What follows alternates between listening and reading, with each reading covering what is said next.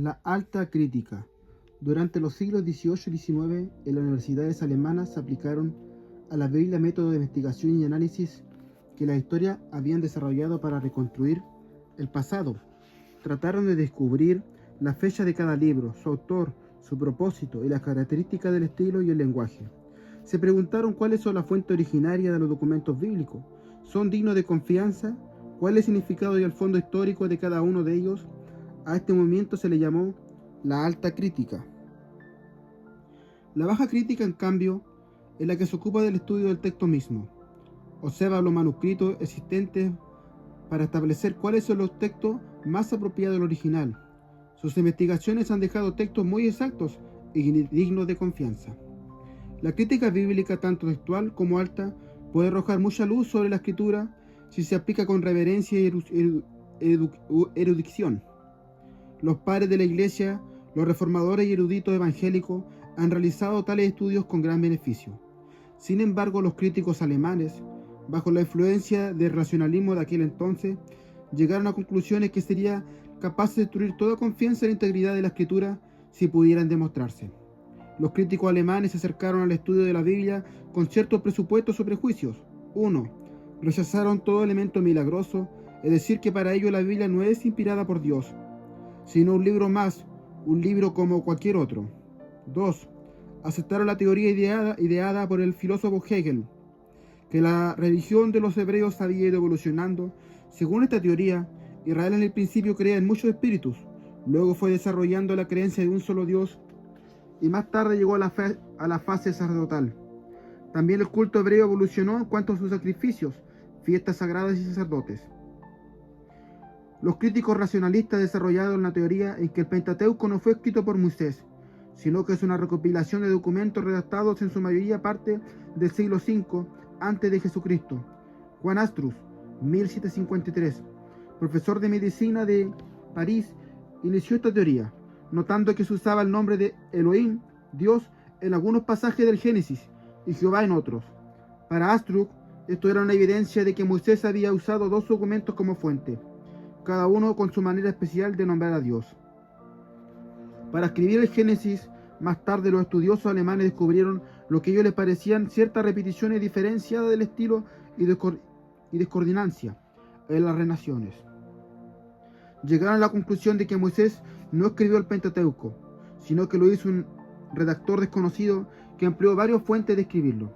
A fines del siglo XIX, Julio W. y Karl H. Graf desarrollaron la hipótesis Graf-Wells, que fue aceptada como la base fundamental de la alta crítica. Usaron la teoría de la evolución religiosa de Israel como uno de los medios para distinguir los supuestos documentos que consistía el Pentateuco. También lo utilizaron para poner fechas o documentos. Por ejemplo, si les parecía que un cierto documento, una teología más abstracta que otro, llegaban a la conclusión de que había sido redactada en una fecha posterior, ya que la religión había sido cada vez más complicada. Así que establecieron fechas según la medida del desarrollo religioso que ellos imaginaban. Considerando que el libro de Génesis era en su mayor parte una colección de mitos cananeos adaptados por los hebreos. 1. Wells y Graf denominaron los supuestos documentos el Jehovista, que prefieren nombrar el nombre de Jehová, habría sido redactado posiblemente en el reino de Salomón y considerado el más antiguo. El Elohista, número 2, que designa a Dios con el nombre común de Elohim, habría sido escrito por después del primer documento alrededor del siglo VIII antes de Jesucristo. 3. El Código Deuteronómico, comprendido todo el libro de Deuteronomio, habría sido escrito en el reinado de Josías por los sacerdotes, quienes usaron esta fraude para promover un despertamiento religioso. Segunda Reyes 22:8. 4. El Código Sacerdotal es el que pone un interés especial para la organización del tabernáculo, el culto y los sacrificios. Podría haber sido tomado de cualquier durante el cautiverio babilónico y dio el plan general del Pentateuco.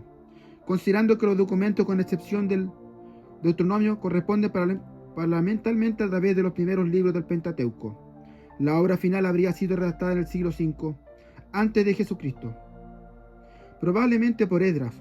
Esta especulación de Wells y Graf se llama la teoría documentaria. Los eruditos conservadores rechazaron llanamente la teoría documentaria. señalan que los títulos de Dios no están distribuidos en el Génesis de una manera tal que se pudiera dividir en libros como sostienen los de la otra teoría documentaria. Por ejemplo, no se encuentra el nombre de Jehová en 17 capítulos, pero los críticos asignan porciones de cada uno de estos capítulos al documento jehovista. Además, no debemos extrañarnos de que Moisés haya designado a Dios con más de un título en el Corán, libro sagrado de los musulmanes. Hay algunos pasajes que emplea el título divino Alá y otros Rab, y no por eso se atribuye el Corán a varios autores. ¿Y qué podemos decir en cuanto a los relativos duplicados y contradictorios que los críticos supuestamente encontraron en el Génesis? Los conservadores explican que algunos son ampliaciones tales como las órdenes de que los animales entren en el arca. Génesis 6:19 y 7:2. El primero era un mandato general y el segundo un detalle adicional. Los dos relatos de la creación son suplementarios. El primero presenta la obra general de la creación y el segundo un enfoque sobre el hombre y su ambiente. También llama la atención cierta diferencia entre el lenguaje y el estilo y punto de vista de lo que denominan los distintos documentos. Sin embargo, estos juicios subjetivos no nos deben extrañar que cuando Moisés escribió las partes legales y ceremoniales haya usado un vocabulario y estilo algo diferente del que empleó en las partes históricas. Además, Gordon, un erudito contemporáneo del Antiguo Testamento, dice que la diferencia del estilo usado para distinguir la fuente del Pentateuco ya no tiene significado a la luz de las antiguas convivencias literarias. Dice otro erudito moderno, R.K. Harrison, que hasta un cierto defensor de la alta crítica admite que las diferencias son pocas y se le puede clasificar como accidentales.